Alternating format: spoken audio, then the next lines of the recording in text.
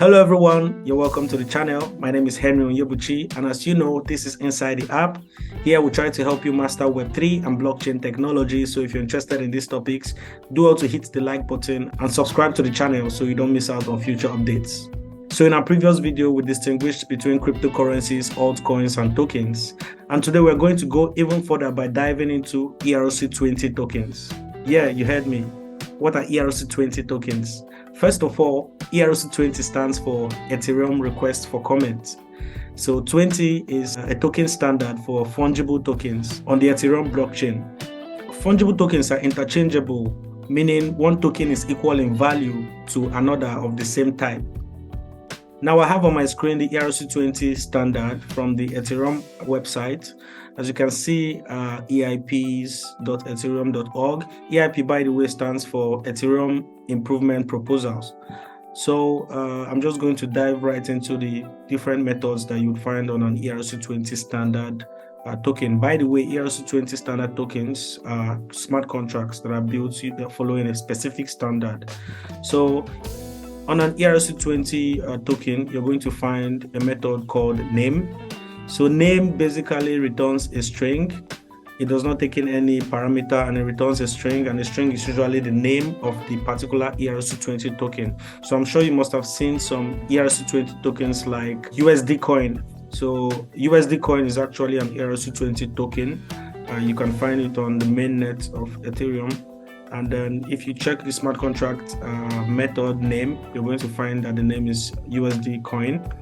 And then every ERC-20 token also has what is called symbol. So symbol, just like the name, returns an abbreviation that basically relates to the symbol of the token in question. So for instance, I was given an example of USD coin on Ethereum. So for USD coin on Ethereum, if you go and check what the symbol is, you're going to find that the symbol is USDC. So it's just the short form of USD coin. And this is mostly used on decentralized exchanges or other centralized crypto exchanges where assets trade. And then the next thing we have is decimals. So decimals returns a UNT8 type number. So what this decimals actually represents is, in the context of tokens, just like the way it is with Ethereum, Ether is calculated in Wei. So Wei has 18 zeros. So the same concept comes in with decimals in ERC-20 tokens. The standard decimal that you see in most ERC-20 tokens for decimal is 18. So for a token that has decimal of 18, if I want to transfer one of that token to you, it means I'm going to have to transfer 1 followed by 18 zeros. So the decimal just lets you know the full representation of the token. And then we have another method known as total supply. So total supply shows you all the tokens that are available in a particular ERC-20 token. So the total supply could range from 0 to infinity. So it just keeps track of all the tokens that are available on that particular ERC-20 token. Of course, the total supply does not take in any parameter, and it returns the number. And then we have balance of.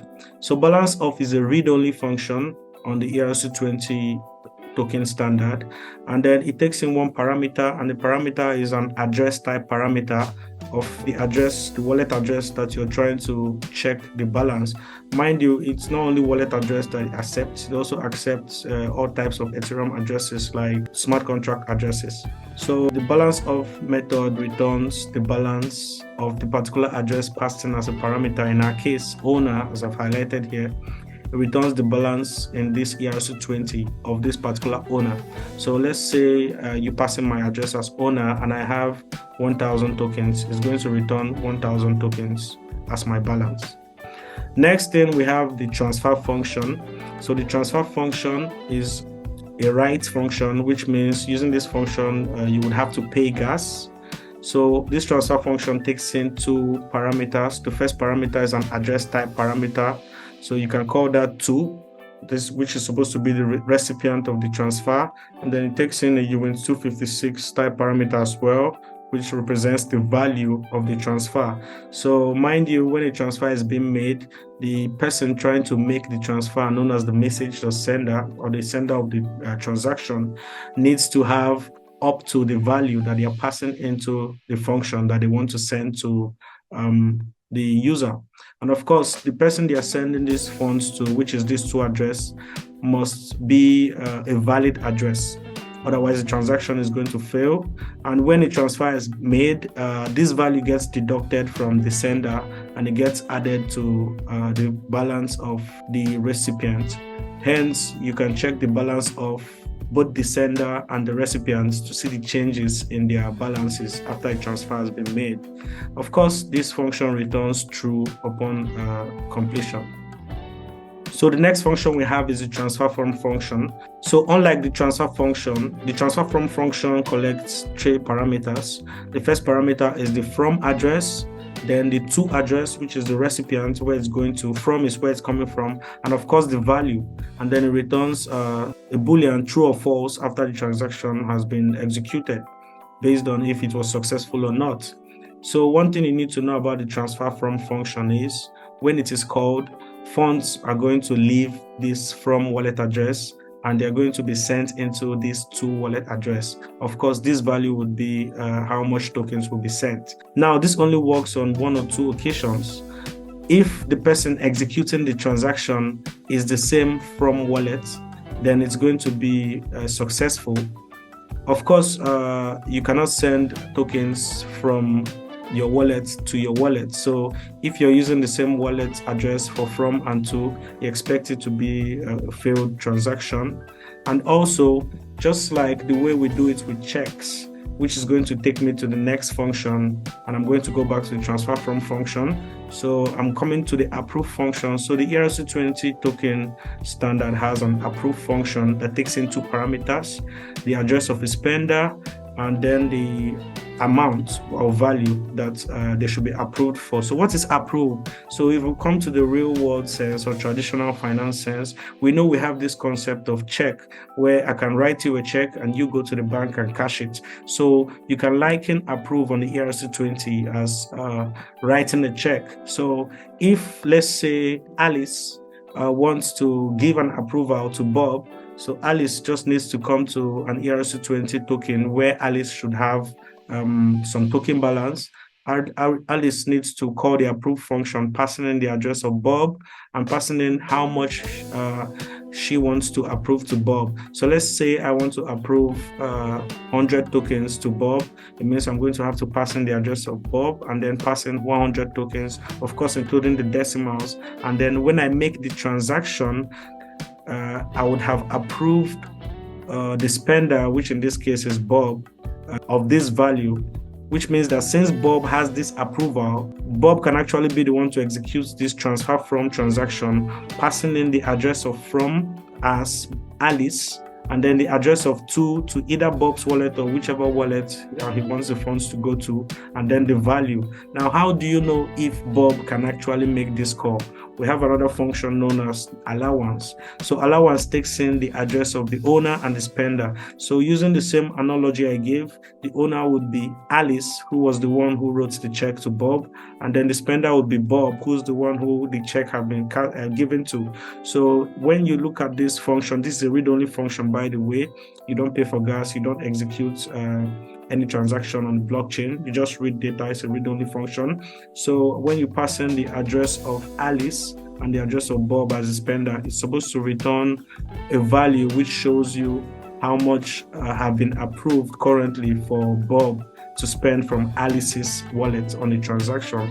And using the allowance, which of course gets updated when an approval is done, you will be able to make a transfer from call, which means having allowance, which was granted from this approved call, Bob would be able to make a transfer from transaction, passing in the wallet address of Alice as from, and then passing in the recipient address and passing in the value. Mind you, the value must fall within the limit of what you see in the allowance. So if ever Bob needs to withdraw from Alice's wallet a value more than the current allowance, it means that Alice would need to come and also create an extra approval for Bob to be able to make the kind of transaction.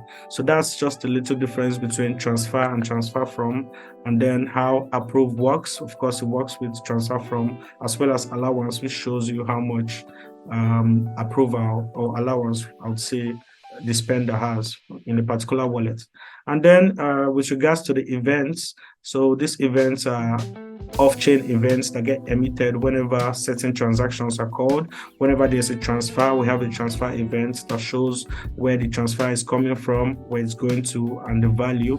And then there's an approval event as well that gets shown whenever an approved method is called, and then it carries the address of the owner and the spender as well as the value. So quickly, I'm just going to go into the Explorer and see if we can find any ERC-20 token to illustrate these methods. So right now, since we already started talking about USD coin, so I'm just going to type USDC over here, and then we can see that on the Explorer. So I'm just going to go to USDC over here on Etherscan, and as you can see, this is the smart contract address of USDC on Ethereum deployed to this address specifically. And then if I go to the methods available, so this is an upgradable smart contract. You don't need to worry about that for now. And then as you can see in this particular ERC-20, there are other methods. Mind you, different ERC-20s implement their methods, but they must strictly have the standard methods available for an ERC-20 token, even though they can also have additional methods that suit whatever the ecosystem they are building demands. So as you can see, we have total supply. So from here, you'll be able to see the total supply of this particular token, which was something we already saw. We have symbol. Of course, you can see the symbol of this particular token is USDC. I'm going to skip these other ones that we did not talk about because they are not strictly in the standard of ERC-20. We have name, of course, which is USD coin, which is the name of this particular token. And then we have decimal here. The particular decimal for this token is 6. So most of the times you see decimals having 18, but on specific reasons or special reasons, you can see other numbers as well. It's totally fine. Of course, we have balance off. So let me just copy this random address and see if we can query balance off and see what the balance of the smart contract address of USDC would be. Okay, so currently it's 0. There's no balance in the contract address itself. Of course, it's normal because usually you would see externally owned addresses owning USDC. And then we have allowance. So this is how allowance works. Of course, I already told you allowance works with approval. When you put in the address of an owner and put in, let's say, another address, of course, it should be different addresses. But when you check, you're supposed to see how many tokens you should be able to, the spender should be able to withdraw from the owner using the transfer from method. So these are the read methods, and I'm just going to go to the write methods. So the write methods are the methods that require you to make a transaction and pay for gas. So looking at the approve method, it takes in the address of the spender and then the amounts you want to approve, and then the call is made, and whoever is making the transaction would be the person cashing the check or giving the check rather to the spender. And then another method I would like to show you is from the basic standard. Of course, we have some methods like mint and burn and decrease allowance, increase allowance. Perhaps I'm going to talk about them some of the time. Then we have the transfer. Of course, the transfer takes in the address of who you want to send funds to and how much you want to send. Of course, you need to remember that these different tokens work with decimal. So whatever value you're passing into this parameter, you also need to consider the decimal. And then the transfer from method, like I said before, takes in the address of the from, the to, and the value. Of course, before you can make this call, the from address must have given approval to the message or sender, which is the person who's trying to execute the transaction. So that's it. That makes up all the methods in an ERC-20 token standard. Of course, we know that there are other methods in this particular token smart contract, but that's because they are necessary to fulfill other applications of this particular project. I hope you now fully understand what ERC-20 tokens are and how they're made.